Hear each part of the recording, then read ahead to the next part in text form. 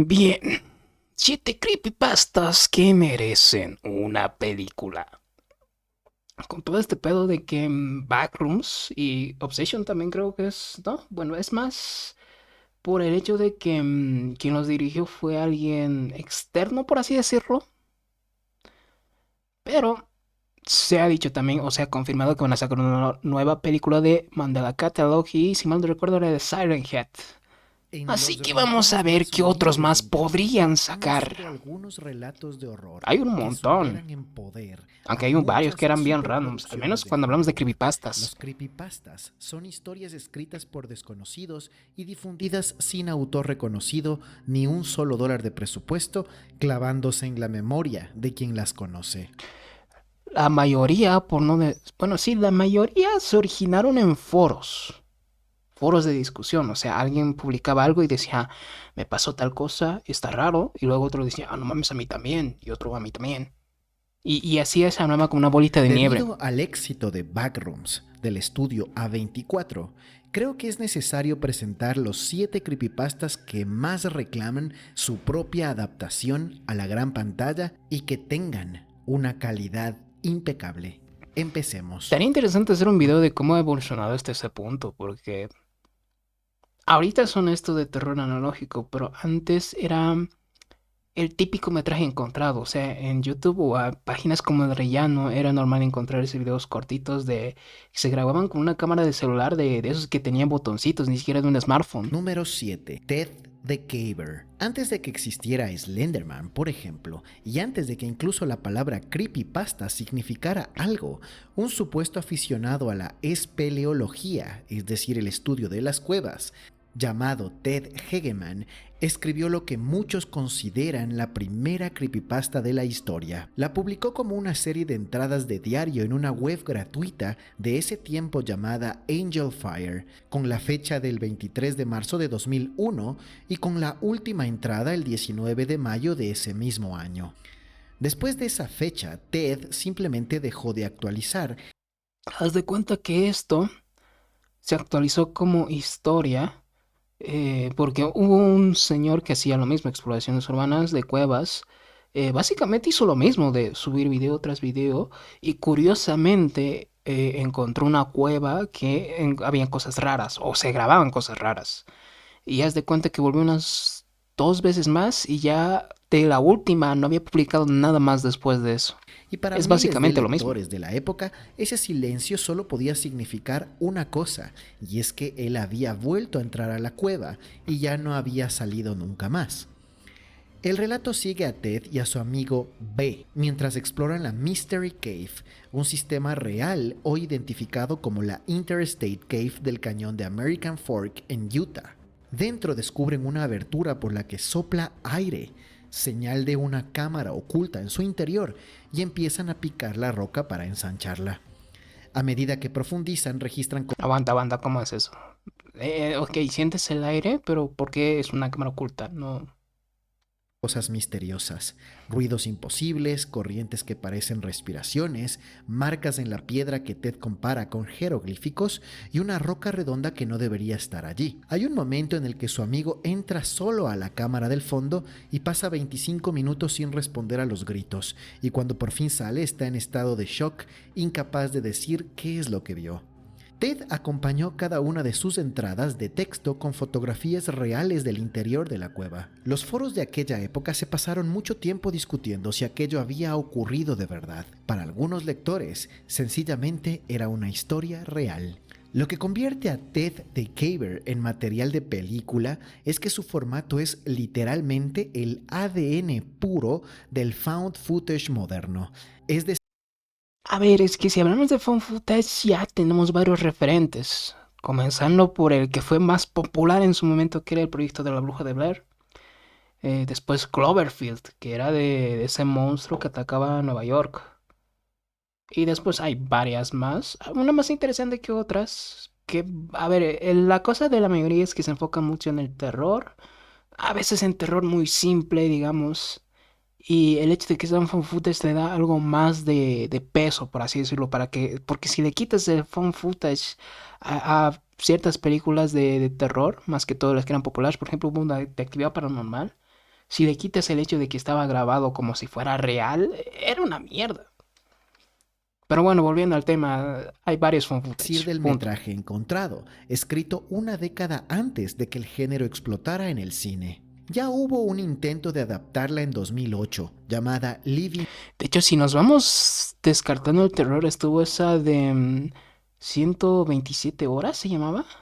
Una con James Franco, que basado en un hecho real de un güey que se había quedado atascado en un desierto, si mal no Dark recuerdo. o Oscuridad Viva. Fracasó por la razón más previsible, y es que la película le quitó a la trama buena parte de su tensión psicológica, porque el relato original era ambiguo y la explicación que ofrecía sobre lo que había en la cueva dejaba siempre mucho que pensar. Ese error abre la puerta para poder hacerla bien hoy. La versión que Ted the Caver merece es una de un descenso en tiempo real rodado casi por completo dentro de la cueva, con la lógica de una película similar al proyecto de la Bruja de Blair, donde la cámara del propio Ted sea nuestra única fuente de luz y de información. El reto está Y lo interesante, algo que tienen igual, tanto terror analógico como los dos son footage. Bueno, también videos de terror son footage, vamos a ponerlo, porque la mayoría era así. Es que no, no van directo al grano, por así decirlo. O bueno, no. Los que ves en internet sí van directo al grano. Estás grabando algo y casualmente aparece una figura, un pinche fantasma, un duende justo en el lado. Tan visible, pero no visible porque la calidad de la cámara es una mierda. Pero lo de terror analógico es que se toma su tiempo para contextualizarle, para ponerte en ambiente, para que te muestren, no sé, un clip de 3 4 segundos. Pero detrás de eso hay un pinche contexto que te dieron. Y de hecho llega a ser mucho texto a veces en incluso. resistir la tentación de mostrar monstruos y confiar en que la oscuridad absoluta, el crujido de las piedras y las respiraciones que no son tuyas basten para asfixiar al espectador. Número 6. Pen Pal. Penpal, no me Pen Pal suena este. empezó como un creepypasta titulado Footsteps o Huellas, que un autor entonces anónimo, bajo el usuario 1000 Vultures, publicó en septiembre de 2011 en un subforo de Reddit. El autor de hecho se llegó a conocer y era Dayton Auerbach, un escritor, y la respuesta al texto fue tan intensa que lo iba a ser un cuento aislado que creció hasta convertirse en una serie de 6 relatos interconectados. La historia trata de un protagonista adulto intentando reconstruir sus recuerdos de la niñez. La estructura es un rompecabezas retrospectivo, y allí reside su potencial horror en la gran pantalla. El narrador recuerda la figura del acosador que estuvo presente durante su infancia y que él nunca llegó a ver. Un proyecto escolar en el que la clase suelta globos con notas pidiendo a amigos por correspondencia, y el globo apareciendo extrañamente lejos es una de las señales. Las cartas empiezan a llegarle sin saber de dónde provienen. Un sonido constante de clics mientras juega, que años después identifica como el obturador de una cámara. Encuentra fotografías suyas y de su madre tomadas por alguien misterioso, un dibujo perturbador que aparece en unos pantalones que había dejado cerca del río, donde se le ve junto a un hombre mucho más grande que también desconoce. Cada pieza reconfigura la anterior y el horror crece hacia atrás en el tiempo con cada cosa que el autor identifica ahora en su adultez. Auerbach ha contado que la idea nació de un recuerdo propio, material puro para una película. Alguna vez él despertó en el garaje de su casa, está seguro de ello, descalzo y confundido. Lo increíble es que su madre siempre negó que eso hubiera pasado. Pen Pal merece una película porque maneja un terror muy humano, y es el de descubrir que la memoria, en lugar de conservar lo que realmente eres, puede contaminarse en un solo momento sin introducir nada Ok, este sobrenatural sí por para versiones película. diferentes de lo mismo que pasó. La adaptación correcta no sería una serie de sustos paranormales, sino un drama de terror psicológico lento. A ver, algo parecido en ejecución sería lo último que fue Obsession. Un thriller de memoria más cercano al tono de Memento o Prisoners o a la primera parte de It que a ningún otro tipo de película. Habría que montar la película de un solo acto, saltando entre el niño que vive los hechos y el adulto que los reinterpreta para que el espectador arme fácilmente el horror en su cabeza, quedando totalmente atrapado en la trama. Número 5. Gateway of the Mind. Gateway of the Mind, o La salida de la mente, es un creepypasta muy breve, más parecido a un informe clínico que a una historia, de un autor desconocido y publicada alrededor de 2010 en internet. La idea es la siguiente, y es que tiene una... Por cierto, el video es de, no es, es de un artista, no tiene nada que ambición ver con el teológica creepypasta. bastante escalofriante. Según la historia, en 1983, un equipo de científicos profundamente religiosos sostiene que los 5 sentidos son un velo que nos impide percibir la eternidad y que un ser humano privado por completo de toda percepción sensorial podría, con el puro pensamiento, establecer contacto con lo divino. Un anciano que dice no tener ya nada por lo que vivir se ofrece como único voluntario.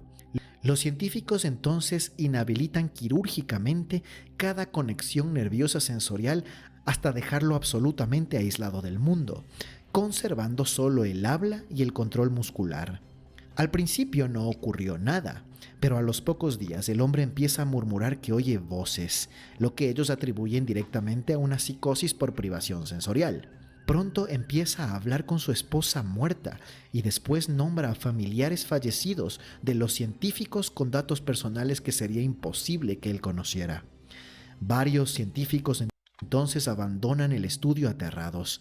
El anciano se descontrola, se saca los ojos, se arranca carne de los brazos y suplica que terminen con él, hasta que en un instante de calma repentina mira a los presentes y pronuncia una frase: nos han abandonado. Acto seguido sus signos vitales se detienen.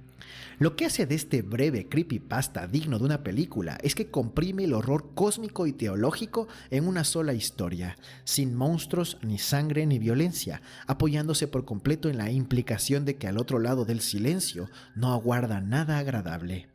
Para un espectador con... Ya, pero es que al final del creepypasta es cuando el güey ya termina, cuando se descubre que sí está, sí es posible lo que la mamada que estaban haciendo, pero no veo cómo podías alargar eso en una hora, hora y media. ¿En qué iría la cosa del drama? En darte a entender que no es posible, pero al mismo tiempo darte señales de que no. Claro, pero al final tendría que ser después de que el güey ya, no, aunque según ellos el güey termina desvaneciéndose, valiendo madres. No sé inquietudes, si daría esa para premisa sería película. increíble. Su formato lo convierte en una potencial película que se aprovecharía con un presupuesto ajustado, no requiere grandes escenarios. El referente natural sería un cruce de rigor claustrofóbico de una película de evento cerrado como Saw y la angustia metafísica de Event Horizon, trasladado al terreno del silencio, por supuesto. El gran desafío es que la mayor parte del horror sucede dentro de una mente incomunicada, y la apuesta más audaz consistiría en meter al espectador ahí dentro, jugando con el vacío sonoro de una sala de cine y también visual, para que sintamos en carne propia lo que significa quedarse a solas con aquello que no se puede percibir. Número 4. The Expressionless, o Las sin emociones, es uno de los creepypastas visualmente más potentes. A ver, no me acuerdo, creo que esa es la de la mujer maniquí. Pero tiene su nombre, pero yo me acuerdo por De qué era de la internet. mujer El maniquí, relato se punto. sitúa en junio de 1972, cuando una mujer aparece en el hospital Cedar Sinai de Los Ángeles, vestida solo con una bata blanca empapada en sangre. Lo que hace que el personal vomite y huya no es la sangre, sino que la mujer parece un maniquí vivo. Se mueve con la destreza idéntica de un ser humano normal, pero su rostro tiene una perfección plástica antinatural, sin cejas y lleno de maquillaje. Sostiene apretando con fuerza a un gatito que está moribundo. Cuando se preparan para sedarla, permanece inquietamente tranquila hasta que ve la aguja y se resiste con una fuerza brutal, levantándose de la camilla mientras 2 personas intentan sujetarla.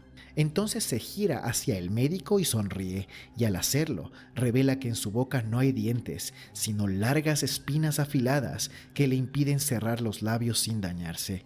Se lanza sobre él y le desgarra de un mordisco. Mientras agoniza, le dice: «Soy yo». Después masacra a todos los que encuentra salvo a una enfermera, que sobrevive y pone el nombre de toda la historia que conocemos. La fotografía que encendió el relato no documenta realmente ningún crimen, ya que es una imagen de 1968 de un fotógrafo real que muestra a unas estudiantes de enfermería junto a un maniquí. Lo increíble es la historia que se creó después. Este creepypasta merecería una película. Es que es curioso cómo podemos ver este tipo de, ¿cómo decirlo? Recopilación de medios históricos, ya sea fotografías o videos, y como el hecho de que te dé una sensación extraña de que algo está mal, ya sea VHS, incluso videos grabados desde hace tiempo, porque, porque es algo que en su momento era cotidiano, pero por alguna razón tiempo después como que envejece mal y te da una sensación rara. Por la fuerza icónica de su antagonista. Ese poder de una sola imagen bien construida ya convirtió a muchos otros monstruos del cine en fenómenos Mismo caso, siento que esta es una historia cortita, pero no sé cómo tendría un desarrollo en una película, en un largometraje. culturales. El obstáculo, sin embargo, es evidente, y es que el relato original es apenas una escena, una imagen, y sostener un largometraje sobre esa base exige Sí, o construir sea, no, alrededor no un daría. origen misterioso, una investigación o alguna mitología, semejante a lo que se hizo originalmente con Backrooms. Imagino una versión Es que lo de Backrooms, lo de Kane Parsons es un lore que él creó, por así decirlo. La película se basa en el lore que él hizo en sus videos. Pero del otro lado hay un montón de historias creadas en base a lo que son los backrooms, en base a esa pinche fotito con un cuarto sin ventanas que armó todo un desmadre. Pero claro, hay buenos y malos y peores en cuanto a historias. Pero claro, de ahí puedes sacar harto material, por así decirlo. Por lo de Kane Parsons o Kane Pixels, que es su canal de YouTube, es un lore completo. O sea, son 3 videos largos. Después están los otros videos que están como para complementar o darte a entender ciertas cosas, contextualizarte de lo que es correspondiente a un terror atmosférico, su pero historia muy elegante dentro a de la vez, ese cercano a la universo. sensibilidad de Guillermo del Toro, que trataría a este ser como una aparición esquiva, mostrada solo en breves momentos y que reserva su rostro solo para los momentos más importantes. Es que claro, ¿cómo podrías hacer eso? ¿Cómo podrías alargar esa historia? A ver, está lo del hospital. Más bien, lo del hospital tenía que ser el final y tendrías que hacer un lore completo detrás de lo que es para llegar a esa escena, por así decirlo. Convertir el misterio de qué es este ser en el eje, dejando en el aire si estamos ante un demonio, una plaga o algo sin nombre. Eso le daría la profundidad que una película así requeriría. Número 3. Candle Cove. Candle Cove, el famoso creepypasta, nació en 2009 de la mano del dibujante Chris Straub. A ver, es como una versión alternativa del aro. Bueno, no, porque aquí es anecdotario, por así decirlo, porque no me acuerdo si era en el foro, pero era una publicación que decía que recordaba un programa infantil, pero que nadie lo mencionaba. Y mucha gente decía que estaba de acuerdo en que sí existió, pero luego resulta de que no, de que según los papás cuando les preguntaron, que cuando era el horario en que se supone que iba a salir el programa, lo único que hacían era sentarse y ver la tele prendida sin nada, o sea, estaba completamente en estática, no había nada. Que la publicó tras leer Y eso de ver la tele y que te aparezca algo, pero que en realidad nadie más lo ve, no, no sé, me dio como muy parecido al aro, solo que en el aro sí es una maldición y te vas a la mierda. Bueno. un artículo sobre un hombre con pesadillas recurrentes de un programa infantil de los años 70. Su genialidad está en el formato. Supuestamente en un foro ficticio llamado netnostalgia.com, varios usuarios adultos intercambiaron recuerdos de un viejo programa de piratas que veían de niños. Esta imagen está retocada, ¿no? Porque no lo recuerdo así. A ver, en el fondo se supone que solo es el Enderman, pero estos retoques de aquí, ¿qué son? Protagonizado por marionetas sumamente inquietantes. Una niña llamada Janice, que se imagina que es amiga de los piratas, un barco llamado Loginstock y un villano llamado Skin Taker o Quitapieles, un esqueleto cuyo sombrero de copa y capa parecían hechos de piel de personas. Los recuerdos compartidos se van ensombreciendo hasta que alguien describe un episodio en el que los personajes solo gritan y se retuercen durante toda la emisión. Un usuario cuenta que preguntó a su madre por aquel programa y ella le respondió que él se sentaba frente al televisor a mirar estática durante media hora en las tardes. El programa nunca existió, o solo los niños podían verlo. Esa es la intriga de esta historia. Candle Cove es el caso que más se ha querido adaptar de esta lista. Claro, tienes la historia. Ahora la cosa es cómo desarrollas esa historia. Porque el tema es, ok, si existía o lo veían solo de niños, pero aquí lleva eso. ¿Es una maldición? ¿Es un experimento?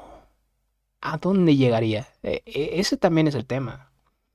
Ya depende de la creatividad de quien supone que llegue a escribir el guión, de cómo De hecho, en podría 2016, finalizarlo. la cadena Sci-Fi Channel la convirtió en la primera temporada de una serie de antología llamada Channel Zero, basándose plenamente en esta historia. Y de hecho el propio creador Stroff, cuya implicación fue mínima porque se dio lo Y eso de interferencia en la televisión se ha vuelto muy común, más que todo en RGs. El de Vita Carney se llamaba ese güey, en su canal. Hay muchos que son así, de cosas de interferencia de televisión o que se veían cosas raras. los derechos, la consideró una serie de entre sus favoritas. El creepypasta original, con su formato de foro y su final aterrador, nunca ha tenido una película propia y fiel. De hecho, el de Vita Carnis da más miedito. Es más texto, pero da más miedito. O sea, sí, sí es un. De hecho, reemplazaría el de ese a el de Candle Cove, lo reemplazaría por ese. Aunque son creepypasta y el otro es terror analógico, pero aún así. El otro está más cabrón porque es de como un hay una.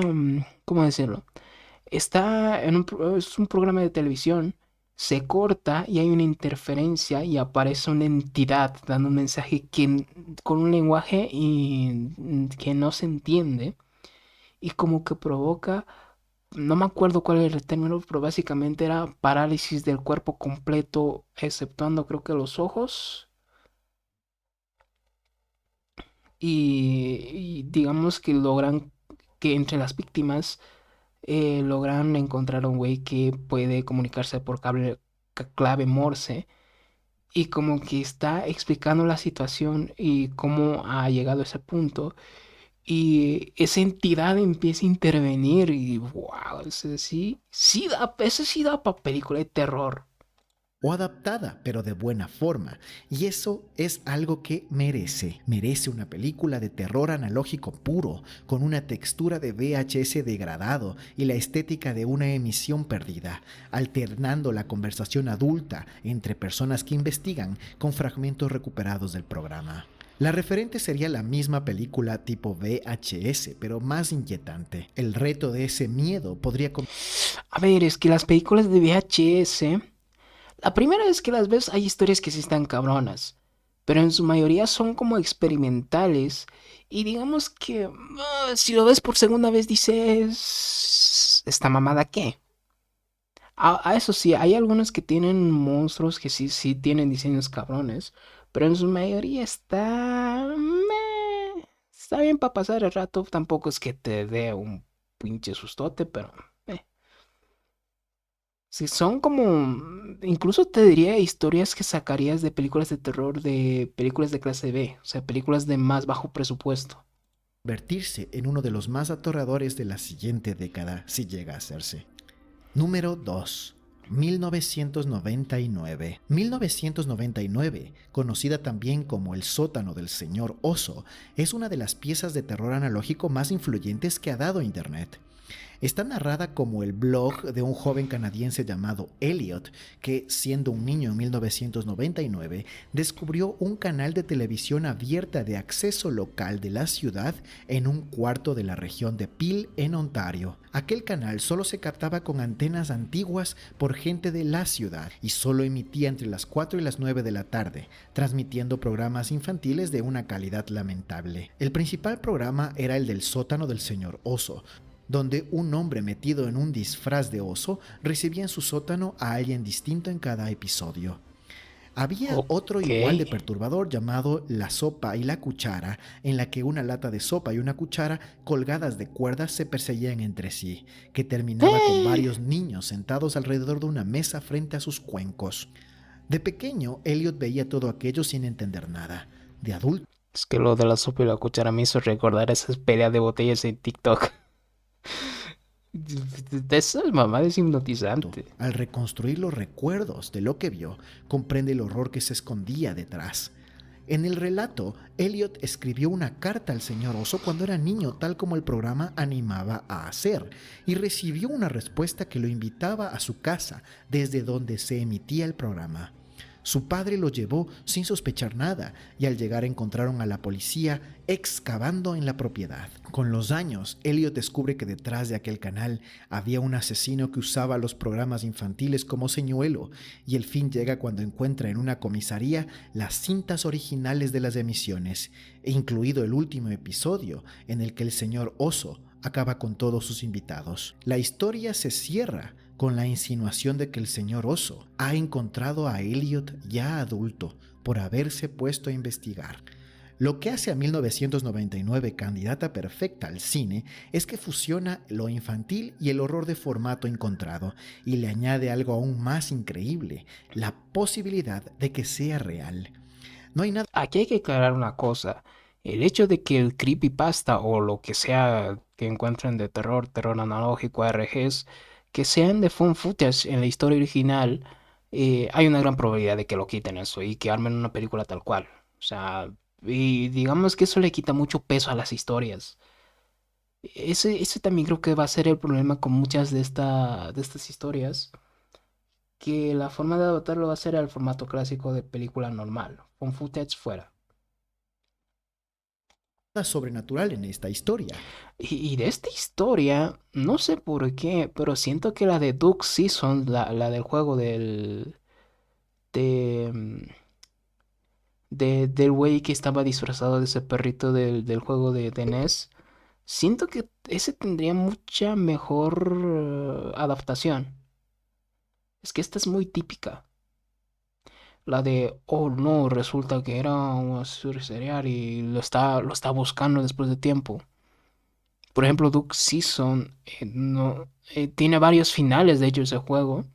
Y da para adaptar, o sea, lo que mejor veas para que se adapte al formato que vas a hacer de película. No, es que no quiero spoilear de qué trata el juego. Pero sí, no es que no es de terror, no sé cómo ponerlo. Al menos para mí no es tanto de terror. Es un canal de una ciudad casero que pudo haber hecho que muchos creyeran que era un suceso real.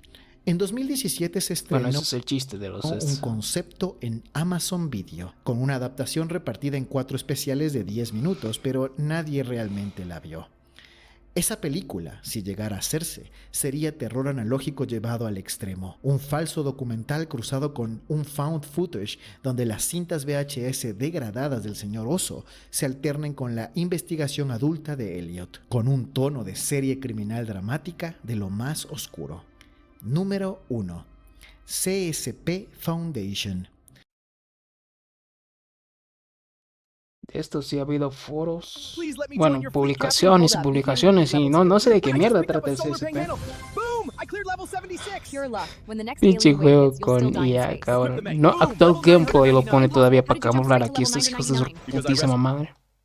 En la cima de esta lista, como algunos ya esperaban, está el proyecto que multiplica por 10.000 todo lo que hemos dicho, porque si las 6 historias previas son historias individuales, la CSP Foundation es un edificio inmenso de creepypastas diferentes basados en un mismo origen.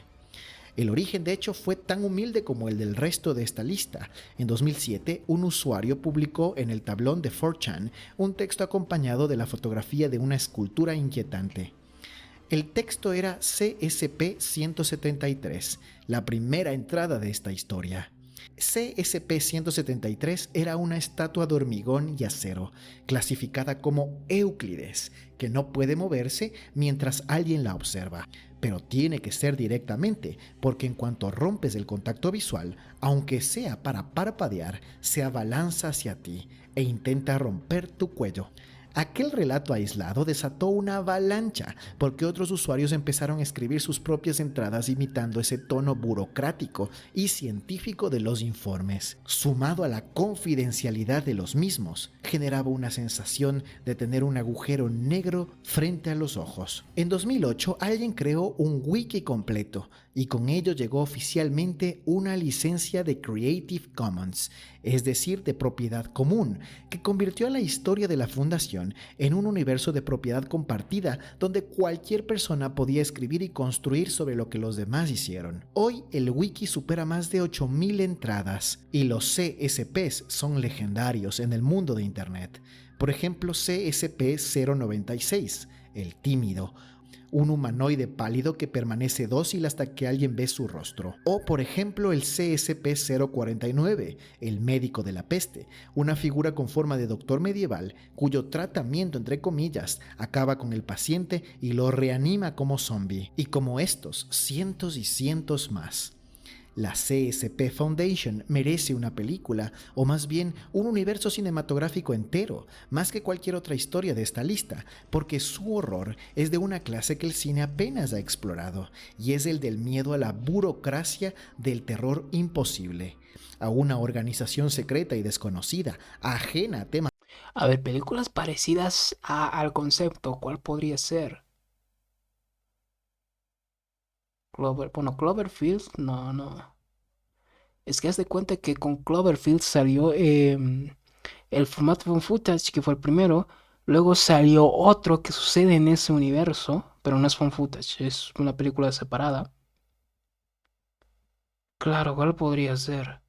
A ver, Cabin in the Woods, la cabaña en el bosque, es como, a ver, es como una, bueno, sí, es una cabaña que está en el bosque.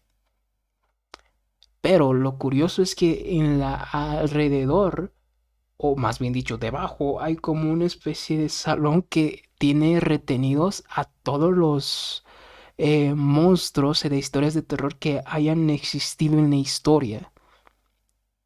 Y es lo más cercano, pero es con... No se inclina tanto al terror de tomárselo en serio, es más a algo más satírico, por así decirlo, más cínico. Pero así que se lo tomen en serio, no sé, no me acuerdo de ninguno ahorita. Políticos cuya única misión es asegurar, contener y documentar a estos seres de pesadillas. La barrera para hacer una buena película siempre ha sido la misma, y es que la licencia común no entra en el modelo de propiedad exclusiva que Hollywood y sus estudios reclaman. Por eso, durante... Es que aquí la cosa es, la historia en general es de libre uso. Y lo que van a adaptar es la historia de un autor en específico, pero no son dueños de lo que fue, por así decirlo. O sea, no pueden borrar lo que fue, los creepypastas, historias, etcétera, etcétera, que han creado en torno a ese universo. De hecho, se vio con lo de años, el universo Backrooms. de CSP Foundation solo ha crecido fuera del cine tradicional. Se han creado videojuegos, De hecho, a ver, se ve que es largo. Y después los holders también. Esa madre es larga. videos breves y foros, pero el movimiento más relevante es creciente, y es que se informó en 2026 que la franquicia de Found Footage, VHS, prepara para 2027. No. A ver, sí me han gustado algunas películas de VHS, Pero es que hay unos que son una aberración, cabrón.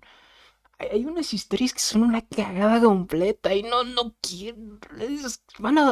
Algo va a salir mal con esto. 7 con ayuda de Es que como dije, son como cortos de bajo presupuesto y puta, es que van a haber algunos que van a ser una mierda, estoy seguro. Spooky Pictures, un largometraje O llamado sea, quien diga que todas las películas de VHS son perfectas te está mintiendo. O sea, sí tiene buenas películas, pero hay algunas que son una reverenda. VHS CSP. Este formato de metraje encontrado y censurado apunta por el camino correcto, porque el terror de la Fundación nunca ha vivido en la acción. Es que o va a ser por un lado algo decente o va a ser algo completamente horrible. Es que no hay Sino en la punto medio. sensación de estar leyendo documentos que no deberías tener, y solamente con la aparición momentánea de los monstruos. Yo la imagino como lo que Alien hizo con el terror corporativo de Weyland Yutani en el espacio. El material es tan vasto que no hay excusa para hacer una buena película, y quien logre resolver el rompecabezas legal tendrá en sus manos, para mi manera de ver, una de las mejores historias del terror analógico. A ver, es que el chiste con eso de las licencias es que es de libre uso, entonces ellos pueden usarlo y solo van a ser dueños de lo que creen a partir de la película. O sea, hacen una película y todo el material que fabriquen en base a esa película es propiedad de ellos. Lo demás no, o sea, no tienen derecho a borrar los creepypastas que hayan publicado otras personas o historias que se han creado en base al universo, además de otros elementos. Del siglo XXI llevada al cine. Gracias por haber visto este video. Es que ya, puta, los creepypastas, estamos hablando de la década pasada, 2011, incluso más antes. Y ya después que fueron los VHS, los de Finance of Red hubieron un chingo. Y de ahí surgieron los CRGs, los de Mandela Catalog, los de Smile Tapes, después cuál más, no me acuerdo. Bagums también entra como RG también. Terror analógico, hay un montón. Monument, Mitos, los de Vita Carne, después cuál es más, el de All This View, de la estatua del mismo Kane. Backrooms no sé si entra como terror analógico o como RG. Vamos a ponerlo entre dos. Aunque prácticamente podrían ser lo mismo.